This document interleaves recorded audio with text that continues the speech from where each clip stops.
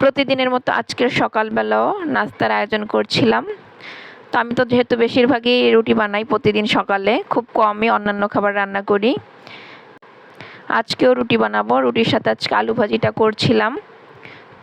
তো আমি প্রথমে মরিচ, পেঁয়াজ, তারপর রসুনকে তেলে ভেজে নিয়েছি, তার ভিতর আলু দিয়েছি। এভাবে ঢাকনা দিয়ে ঢেকে আমি রান্না করে নিব। অন্যদিকে যে আমি আটাও মেখে নিয়েছিলাম। আমি একটা পাত্রে আটা নেই আর ফুটন্ত পানি সেই আটার ভিতরে ঢেলে দিই, তারপরে চামচ দিয়ে মেখে নেই। আমার কাছে এভাবেই সুবিধার মনে হয় কি পানি ঠিকঠাক মতো হয়।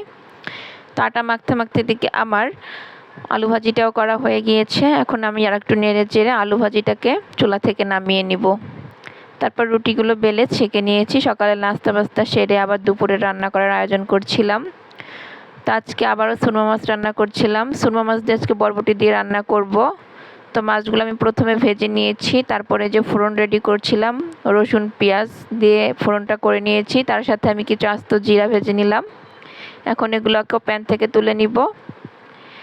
তারপর আমি ধনিয়ার গুঁড়া, তারপর কাঁচা মরিচ, হলুদের গুঁড়া, লবণ দিয়ে আলু আর বরবটিকে একটু কষিয়ে নিচ্ছিলাম।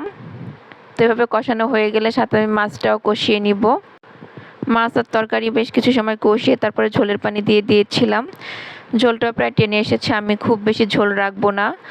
বরবটিগুলো প্রায় 5-6 দিন আগে এনেছিল, ফ্রিজে রয়েছিল। তো আজকে রান্না করলাম, এই কারণে আর বেশি ঝোল রাখছি না। তো এইটুকু কিন্তু তারপরে যখন রান্না শেষ হবে তখন কিন্তু আরও অনেকটা টেনে যাবে।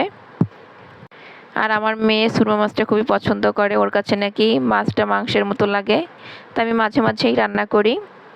তো মাশাআল্লাহ আজকের তরকারিটাও খেতে কিন্তু ভালোই হয়েছিল। এই পর্যায়ে রান্নাটা প্রায় শেষের দিকে। এখন আমি রান্না করে চুলা থেকে এই তরকারিটাও নামিয়ে নিব। আর এক আইটেমের তরকারি দিয়ে তো আর ভাত খাওয়া যায় না। তো আমি প্রায় সময় 2-3টা তরকারি রান্না করি। তো আজকে 2 আইটেমের তরকারি রান্না করেছিলাম। এদিক দিয়ে আবার আলু আর পটল দিয়ে চিংড়ি মাছ রান্না করে নিয়েছিলাম। তো আলুকেও আমি বেশ কিছু সময় একটু প্রথমে তেলের ভিতর ভেজে উঠিয়ে নিয়েছিলাম, তারপরে পটলগুলো তেলের ভিতর ভেজে নিয়েছিলাম, আবার চিংড়ি মাছগুলোকে তেলের ভিতর ভেজে নিয়েছিলাম। তারপর আলু আর পটলটাকে কিছুক্ষণ কষিয়ে তার সাথে চিংড়ি মাছটা দিয়েও বেশ কিছু সময় কষিয়ে নিয়েছি। তারপর এর ভিতর আমি পর্যাপ্ত পরিমাণে ঝোলের পানি দিয়ে দিব। তো এই তরকারিটাও কিন্তু আমি খুব বেশি ঝোল রাখবো না, আমি এখানে 1.5 কাপের মতো পানি দিয়ে দিচ্ছি। তারপর রান্না করে টানিয়ে নিব। 1.5 কাপ পানি দিয়েছি যাতে করে তরকারিগুলো খুব ভালো মতো সিদ্ধ হয়ে যায়। এইভাবে পটল আর আলু দিয়ে চিংড়ি মাছ রান্না করলে খেতে কিন্তু অনেক ভালো লাগে। আজকের তরকারিটাও মাশাআল্লাহ অনেক ভালো হয়েছিল। তো এখন আমি ঢাকনা দিয়ে ঢেকে তরকারিটাকে বেশ কিছু সময় নিয়ে রান্না করে নিব। তারপর যখন রান্নাটা প্রায় হয়ে আসছিল তখন আমি কিছু ধনিয়া পাতা কুচি দিয়েছিলাম। তারপরে চুলা থেকে নামিয়ে আমি একটু সার্ভ করে নিয়েছি। দেখতেই পাচ্ছেন মাশাআল্লাহ তরকারির কালারটাও কিন্তু অনেক সুন্দর এসেছিল আর খেতেও খুবই মজার হয়েছিল। আর রান্নার ফাঁকে ফাঁকেই আমি বাসার অন্যান্য কাজ করছিলাম। একবার ঘর ঝাড়ু দিয়েছি, ঘর গুছাইছি। তো ঘর গোছানো তো আর থাকে না, বারবার গোছাইতে হয়। এই যে মাইমুনা মিনহাজ আবারও কুল্লায় নিচ্ছে, এখন আবার গোছাবো।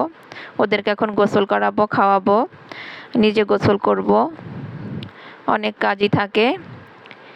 তারপর আবার ভাবলাম যে একটু দুধ লাউ রান্না করে নিই। দুধ লাউ রান্না করার জন্য আমি এই যে লাউ কুচি করে কেটে নিয়েছি। তারপরে খেজুরের গুড় দিয়ে দুধ দিয়ে আমি লাউটাকে রান্না করে নিব। আমি 3 কাপ দুধকে জাল করে 1.5 কাপের মতো কমিয়ে নিয়েছিলাম, এখন সেটাও দিয়ে দিচ্ছি। আর স্বাদ মতো লবণ দিয়ে দিতে হবে। এর সাথে কিন্তু গুঁড়া দুধটা দিলে অনেক বেশি মজার হয়। তো আজকে আমার হাতের কাছে গুঁড়া দুধটা ছিল না, তাই লিকুইড দুধ দিয়েই রান্না করেছি। তারপরেও মাশাআল্লাহ খেতে কিন্তু খুবই মজার হয়েছিল। আমাদের এলাকার খুব ঐতিহ্যবাহী একটা খাবার দুধ লাউ। আমার ফ্যামিলির বলতে গেলে প্রায় সবাই খুবই পছন্দ করে, আমার কাছেও খুবই ভালো লাগে। তো আমি ঠান্ডা গরম সবসময় প্রায় সিজনেই রান্না করে নেই, তারপরে ফ্রিজে রেখে একটু ঠান্ডা করে খাই, খেতে কিন্তু অসম্ভব মজার হয়। আপনারা এই দুধ লাউ খেয়েছেন কিনা অবশ্যই কিন্তু কমেন্টে জানাবেন, আর আপনাদের কাছে কেমন লাগে অবশ্যই জানাবেন। তো এইভাবে বেশ কিছু সময় নিয়ে আমি এখন একটু জাল করে নিব। আমি এর ভিতর কিন্তু দুধের সাথে কিছুটা চালের গুঁড়া মিক্স করে দিয়ে দিয়েছিলাম আগে থেকে, যাতে করে একটু ঘন ঘন হয়। রান্না হয়ে গেলে আমি এগুলোকে চুলা থেকে নামিয়ে পরিবেশন করে নিচ্ছি। উপর দিয়ে আমি কিছু বাদাম কুচি করে দিয়ে দিয়েছি, এতে করে দেখতেও সুন্দর লাগবে, আবার খেতেও কিন্তু অনেক বেশি টেস্টি হবে। তো এই ছিল আজকের ভিডিও। সবাই ভালো থাকবেন। আল্লাহ হাফেজ।